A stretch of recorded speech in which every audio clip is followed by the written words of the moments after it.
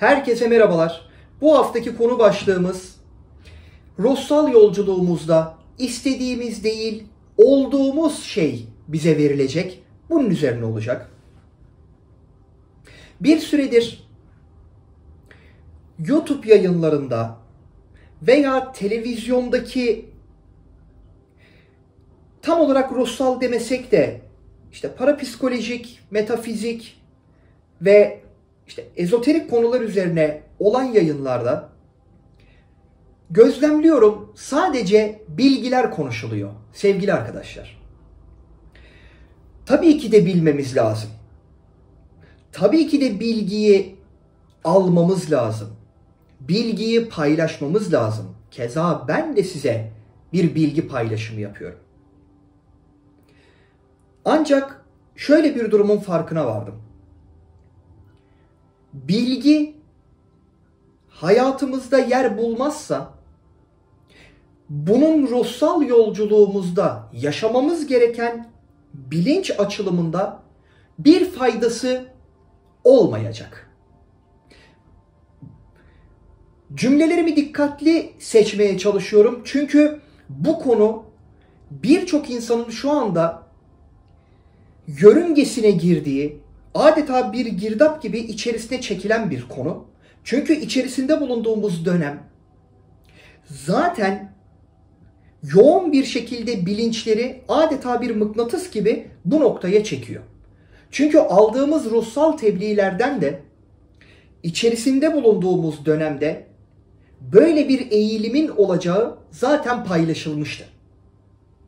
Cümlelerimi dikkatli seçiyorum çünkü bu dönemde çok fazla kişisel gelişim kitabı, çok fazla parapsikoloji, spiritüel ve ezoterik kaynaklar araştırılıyor.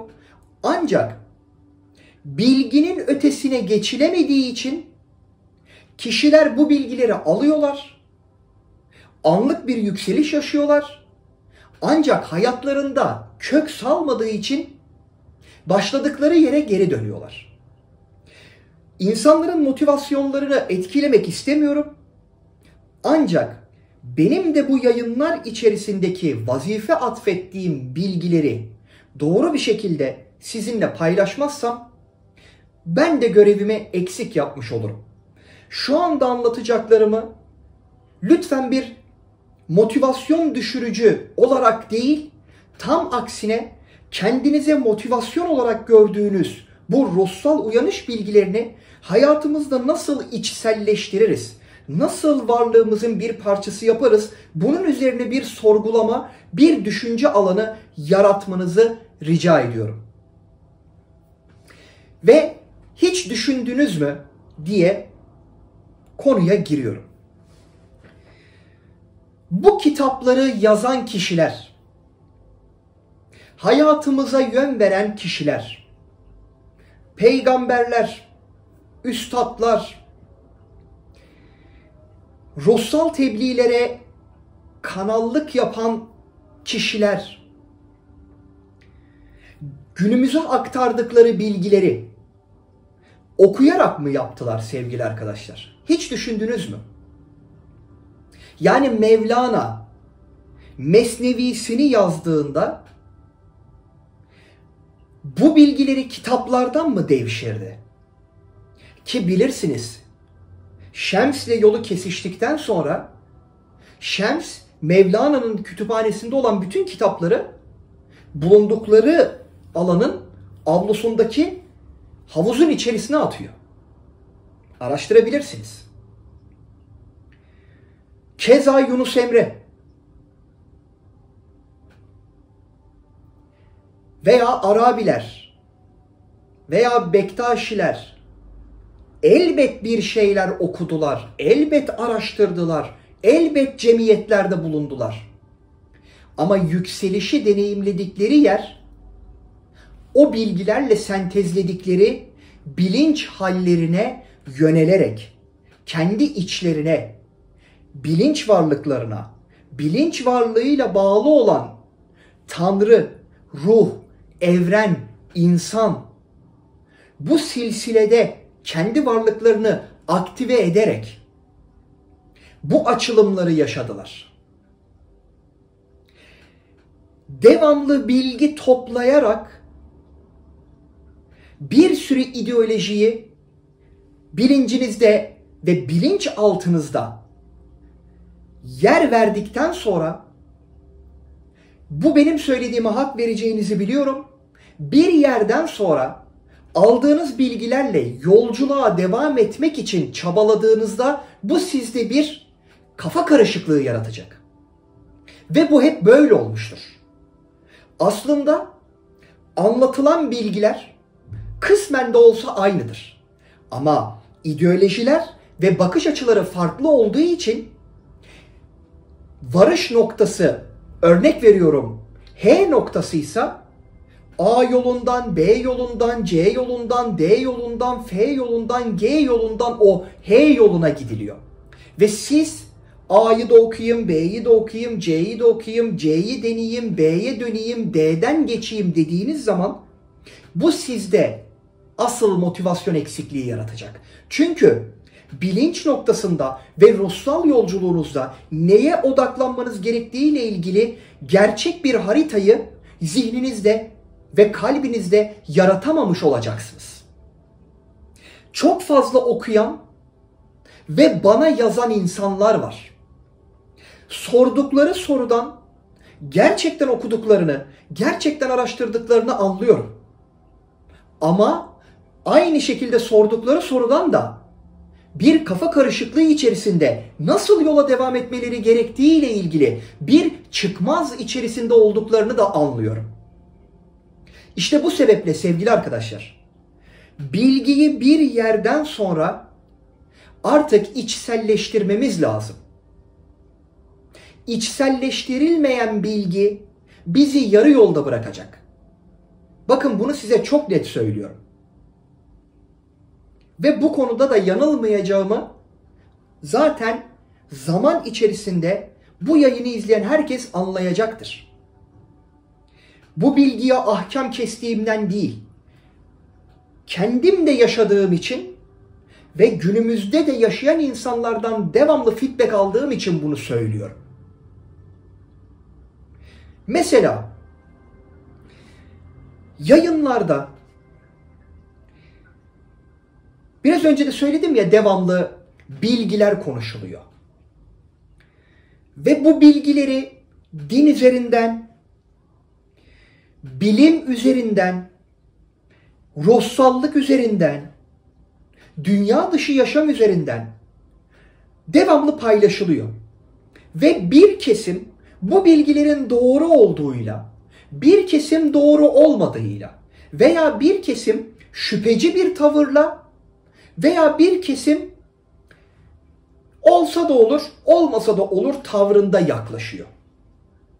Yani örnek veriyorum, biri agnostik yaklaşıyor, biri ateist yaklaşıyor, biri Müslüman yaklaşıyor, biri Hristiyan yaklaşıyor, biri spiritüelist yaklaşıyor. Bunların hepsi yürüdüğümüz yolculuğun bir parçası. İnansan da, inanmasan da bir şekilde gelişim devam ediyor.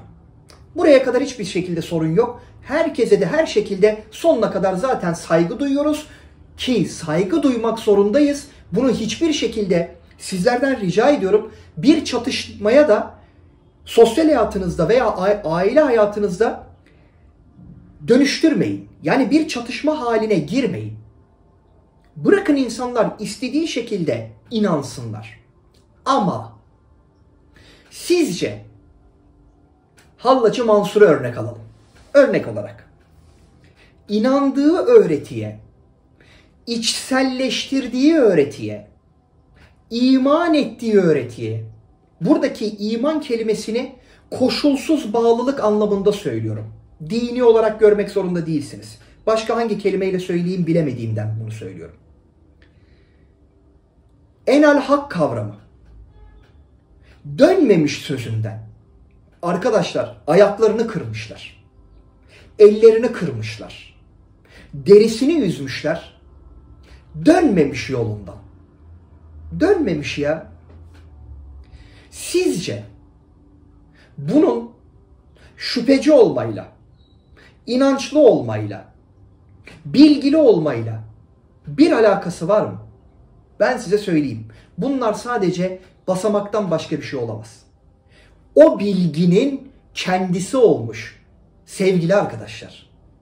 O bilginin, o bilinç halinin yürüyen bir enerjisi haline gelmiş. Hani öğretide de diyoruz ya, Tanrı tezahür eden enerjidir. İşte tezahür eden enerjiye dönüşmüş. Yayının başında söylediğim Yunus Emre'nin şiirleri, daha önceki yayınlarımda söylemiştim. Işık mezhebi dindir bana. Veya Mevlana'nın Mesnevisinde, Fîmâ Fî'de anlattığı öğretiler, paylaştığı ironik ama bütün evreni anlatan bilgiler. İşte şu anda aklıma gelen İdris peygamber için. Şimdi İslami literatürde İdris diye geçer ama aynı zamanda Enok, aynı zamanda Tot. Yani her ideolojide ve her inanışta İdris bilgisi mevcut. Ve İdris için diyor ki mesela, İdris 8 yıl Satürn'de kalmıştır. Orada yıldız ilimlerini öğrenmiştir ve sonrasında dünyaya gelerek bu bilgileri aktarmıştır. Değerli arkadaşlar, bu bilgiler kimin kelimeleri veya hangi bilginin kopya edilmiş hali veya nereden esinlenilmiş? Bu öğretilere yön vermiş insanların söylediği cümlelere bakın. Şu anda aktardığım bilginin, hissiyatın, paylaşımın bizzat sağlaması olduğunu göreceksiniz. Çünkü bu bilgiler alınan bilginin veya alınan enerjinin tamamıyla sindirilmiş, mesedilmiş, hal olmuş karşılıklarıdır. Bizim de içerisinde bulunduğumuz dönem itibariyle öğrendiğimiz her bilgiyi sosyal varlığımızda, aile varlığımızda, iş hayatımızda, ibadetlerimizde, hangi alanda olursa olsun içselleştirmemiz ve hayatımızın bir parçası yapmamız lazım. Ancak bu şekilde ruhsal uyanış dediğimiz bilinç hali veya farkındalık hali veya kişisel gelişim hali, bunu sadece ruhsal bir kılıfın içerisine de koymak zorunda değiliz. Yani benim inanışıma göre ben evet ruhsal konularla uzun zamandır, ezoterik konularla boğuşan bir insanım, anlamaya çalışan bir insanım. Elimden geldiğince hayatında yer vermeye çalışan ve hayatında yer verdikçe gelen bilgileri de size aktarmaya çalışan bir insanım. Beni tanıyanlar bilir. Bunu ben oldum anlamında demiyorum. Kibirden Allah'a sığınırım. Haşa. Sadece anlatmak istediğimi daha doğru bir şekilde deneyimlerimden size yansıtmak için bunu söylüyorum. 100 küsür yayınım vardır. Ve biraz önce de söyledim. Beni tanıyanlar bilir. Ben bir kitaptan okumam. Önümde bir kağıt yoktur. Veya bir ekranda bu söylediklerim kelime dizisi olarak, cümle dizisi olarak bana gelmez. Ben play'e basarım ve sonrasında akışta ne gelirse onu size aktarırım. Yani bunu şunun için söylüyorum. Okumak bir yere kadar insanı tabii ki de getirecek. Okumadan olmaz. Hatta ben hep söylerim. Yani en iyi anlaştığım dostlarım kitaplardır diye. Yani burada tabii ki de bir ironi de yapıyorum. Çünkü kitap sizi hep dinler. Düşüncelerinizi bölmez. Okuma halinizi bölmez. Hep sizi besler. Hep sizi geliştirir. Ama bir yere kadar geliştirir. Yani şunu demek istiyorum. Bir de şöyle örnek verelim. Tam daha anlaşılır olması için. Matematiği teorik olarak öğrendiniz. Formülleri teorik olarak öğrendiniz. Ancak bir soru bankasını önünüze almadan öğrendiğiniz formülü deneyim olarak, aksiyon olarak, zihinsel jimnastik olarak sorularla o formülleri pekiştirmezseniz, o soruları çözmezseniz, o sorulara ait farklı varyasyonları o formüle entegre etmezseniz başarılı olabilir misiniz? Bunu bütün dersler için düşünün. Yabancı dili öğreniyoruz. İngilizce. Durmadan gramer, durmadan gramer, durmadan gramer. Hep kitaplardan çalışıyoruz ama konuşma diye bir şey yok. Başarılı olabilir misiniz dil öğrenmede? Olamazsınız sevgili arkadaşlar. Yani size bir yaşam felsefesi ve bir farkındalık hali sunmak için bu kadar detaylı örneklendirme yapmaya çalışıyorum. Yani demek istediğim şu. Bilgi bir yere kadar bizi yukarıya taşıyacak ama bir yerden sonra merdivenin basamaklarını bizim tek tek yerleştirmemiz lazım. İşte nefsani duygular ruhsal yolculuğumuzda terbiye edildikçe basamakları önümüze sunmaya başlayacak. Dedikodu yapmayın. Yani insanlar hakkında çok konuşmayın. Yapıcı bir eleştiri varsa eyvallah ama kızgınlıkla bunu yapmayın. Çok öfkelenmeyin. Tepkilerinizi verirken dikkatli olun. İnsanların özgür yaşam haklarına müsaade edin. Biri doğru düşünüyor, biri yanlış düşünüyor diye kategorize edip de kutupluluk yaratmayın. Okuduğunuz kitaplarda hep bu bilgiler verilmiyor mu? Bu bilgiler veriliyor. İşte hayatımızda yaşamamız lazım. Veya yine günümüzden bir örnekle videonun sonuna gelelim. Günümüzün en büyük sorunlarından biri. Herkes bir şekilde ekonomik durumunu düzeltmeye çalışıyor. Daha önceki yayınlarımda da söyledim. Zengin olmayla ilgili, parayı ve bolluğu kendine çekmeyle ilgili bir sürü yayın var. Frekans yayınları var. Bir sürü kitap var. İşte bu kitabı okuyun, zengin olacaksınız. Bu yayını dinleyin, bolluğu, bereketi kendinize çekeceksiniz. Arkadaşlar, çalışmadan zengin kimse olmayacak. Şans oyunları istisna olabilir. Olmaz. Bilgiyi oradan alabilirsin. Bakın, bilgiyi kitaptan alabilirsin. Veya bir yatırımcının bir konuşması vardır. Ekonomik sisteminizi yönetmeyle ilgili ondan da bu bilgiyi alabilirsiniz. Ama aldığınız bilgiyi kendi hayatınızdaki ekonomik sisteme entegre etmediğiniz sürece, onunla buluşturmadığınız sürece çalışmaz. Çalışmayacak.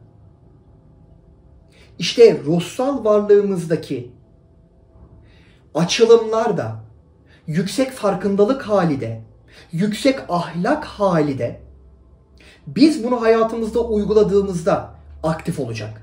Ve bu aktivasyon sonucu bilincimiz üst boyutlarla rezonansa girecek.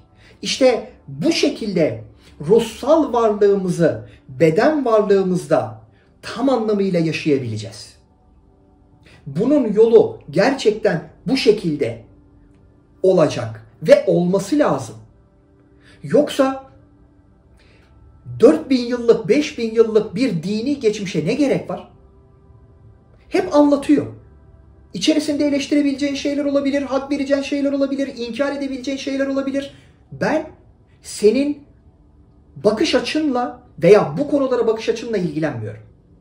Benim ilgilendiğim ve sizlerin üzerinde aktif etmek istediğim şey öğrendiğiniz bilgiyi, aldığınız enerjiyi varlığınızda, hayatınızda kullanmanız üzerine. İşte o zaman hayatınızda değişiklik olmaya başlayacak. Farkındalık düzeyinde, kişisel gelişim düzeyinde, biraz önce söylediğim dünyevi Ama kesinlikle önemli olan ekonomik düzeninizde bilgiyi kullanmamız lazım arkadaşlar. Kullanılmayan bilgi bir yerden sonra bizde bir kafa karışıklığı yaratarak o bilgiyi bilinçaltı depomuzda tozlanacak, bir yere koymamızdan başka bir şeye yaramayacak. Evet sevgili arkadaşlar, konu başlığımız istediğimiz değil, olduğumuz şey bize verilecekti. Ve ben de istediğimiz şeyler bizim çaba sarf ettiğimiz şeyler olmalı. Ve çaba sarf ettiğimiz şeyler ancak bizi olduğumuz hale getirecektir. Bunun başka bir matematiği veya trafiği olabileceğini sizin de düşündüğünüzü düşünmüyorum. En azından düşünmemenizi temenni ediyorum. İşte arkadaşlar, hayatımızda öğrendiğimiz, amaçladığımız neyse hal olarak da o olmamız gerektiği ile ilgili size bilgiler aktarmak istedim. Umarım size bir farkındalık hali, bir düşünce alanı yaratmışımdır diyorum. Ve her hafta olduğu gibi bu temenniyle yayını kapatıyorum. İnşallah haftaya tekrardan görüşmek üzere. Kendinize çok çok iyi bakın. Sevgiler diliyorum.